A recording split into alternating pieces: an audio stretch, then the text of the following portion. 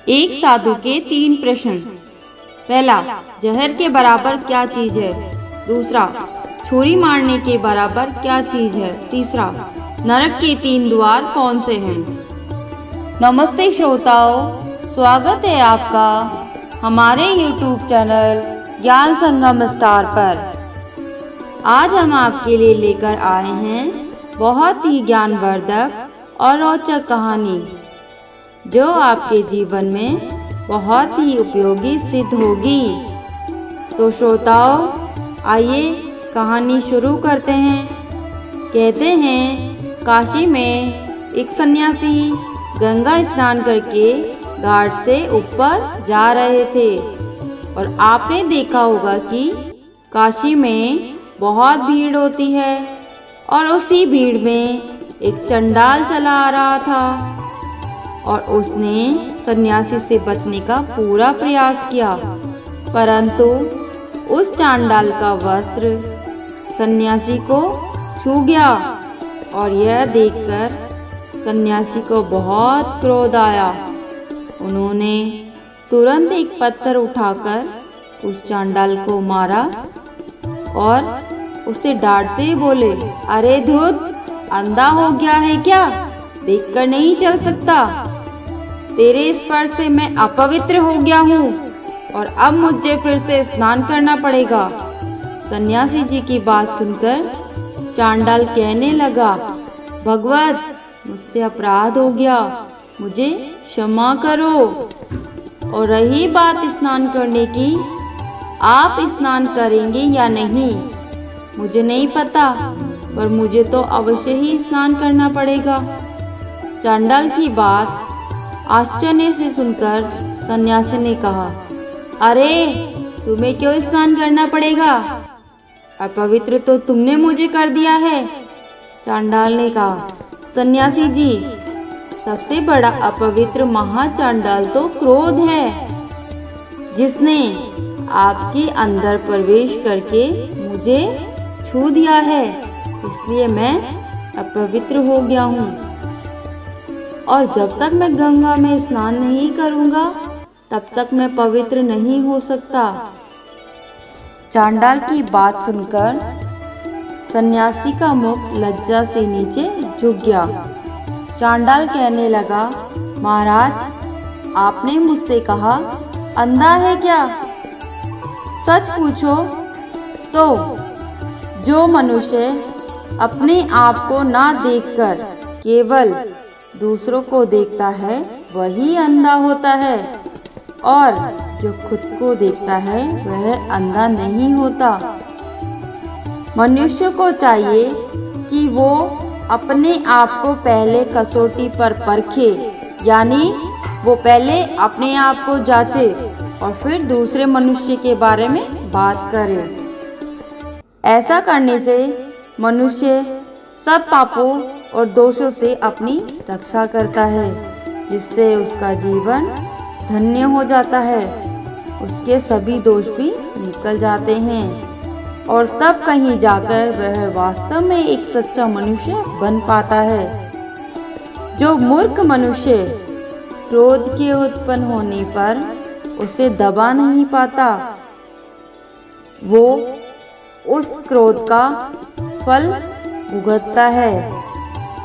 क्रोध से बहुत ही बड़े बड़े लोगों और ज्ञानी लोगों का बहुत नुकसान होता है। क्रोध केवल अपने आप का ही नहीं, सामने वाले को भी बहुत नुकसान पहुंचाता है। तो साथियों, ऐसा ही एक और दृष्टांत हम आपको बताएंगे। एक महात्मा जी जंगल में कुटिया बनाकर रहते थे।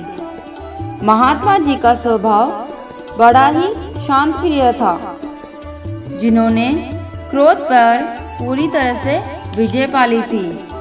परंतु एक बार कुछ दुष्ट स्वभाव के लोगों ने महात्मा जी की शांति भंग करने और उन्हें क्रोध दिलाने का प्रयास किया, क्योंकि आप सब जानते हैं कि संसार में कुछ लोग ऐसे होते हैं जिन्हें शांति पसंद नहीं होती, उन्हें केवल आग लगाना ही पसंद होता है और उन्हें अच्छा लगता है कि वो दूसरे व्यक्तियों को नुकसान पहुंचाए। और अब महात्मा जी को क्रोध दिलाने के लिए दो लोग तैयार हुए। वे दोनों महात्मा जी की कुटिया पर गए और कहा, महाराज जी जाइए और हमारे लिए गांजे की चिलम लाइए। तब महात्मा जी ने कहा, भाई मैं गांजा नहीं पीता। और फिर उन्होंने कहा, अच्छा तो जाओ तंबाकू ही ले आओ। तब महात्मा जी फिर से बोले, भाई मैं तो तंबाकू का सेवन भी नहीं करता। तब उन लोगों ने कहा, तो फिर आप जंगल में बाबा बनकर क्यों रहते हो और लोगों से क्यों ठगी करने के लिए रहते हो। वे इस प्रकार कह ही रहे थे कि तभी वहाँ उन्हीं की तरह कुछ और लोग भी इकट्ठा हो गए।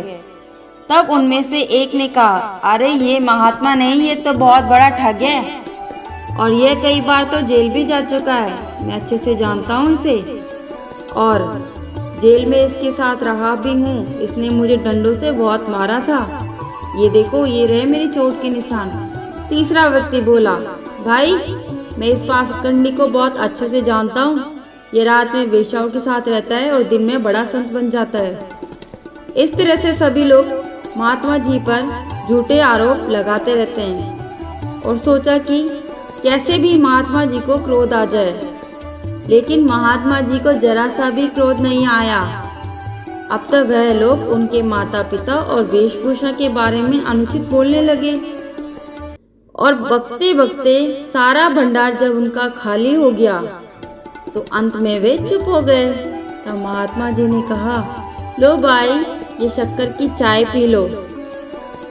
और तब उन लोगों को महात्मा जी ने एक शक्कर की पुड़िया दी और कहा, इसे पानी में घोलकर पी ले, शायद तुम बहुत थक गए होंगे। और महात्मा जी की मीठी आवाज़ सुनकर वह व्यक्ति महात्मा जी के चरणों में गिर पड़ा और बोला, महाराज जी मुझे क्षमा कीजिए, मैंने आपका बड़ा अपराध किया है। हम लोगों के इतना भला बुरा कहने पर भी आपको क्रोध नहीं आया। महात्मा जी बोले, भाई जिसके पास जो माल होता है वह उसी को दिखाता है। यह तो ग्राहक की इच्छा होती है कि उसे क्या लेना है और क्या नहीं। तुम्हारे पास जो माल था तुमने वही दिखाया, इसमें तुम्हारा कोई दोष नहीं है, परंतु मुझे तुम्हारा यह माल पसंद नहीं है। यह सुनकर वह दोनों बहुत लज्जित हुए और महात्मा जी बोले, याद रखो दूसरा व्यक्ति गलती करे और हम अपने अंदर आग जला दें तो यह उचित नहीं है। कहीं पे क्रोध करना और अपने बदन पर छुरी मारना बराबर है, यानी क्रोध कहीं और करना और उसका गुस्सा अपने आप में निकालना। ईर्ष्या करना और जहर पीना दोनों ही बराबर है, अर्थात दूसरों की दी हुई गालियाँ और दुष्ट व्यवहार हमारा कोई नुकसान नहीं कर सकता। महात्मा जी की बातों से वह सब लोग बहुत प्रभावित हुए। महात्मा जी कहने लगे, सुनो, नरक के 3 द्वार होते हैं, काम, क्रोध, लोभ। यह आत्मा का नाश करने वाले नरक के 3 दरवाजे हैं और इन तीनों को त्याग देना ही चाहिए। दूसरों से गाली सुनकर भी स्वयं उन्हें गाली ना दे, क्योंकि क्षमा करने वाले का रोका हुआ क्रोध ही गाली देने वाले को जला डालता है और उसके पुण्य को भी ले लेता है। जिसकी वाणी रूखी और स्वभाव कठोर है, जो मर्म स्थानों पर आघात करता है, बुरे शब्दों से मनुष्य को हमेशा आघात पहुंचाता है, ऐसे मनुष्य को महादरिद्र समझना चाहिए। वो अपने मुख में दरिद्रता और मौत को बांधे घूमता है।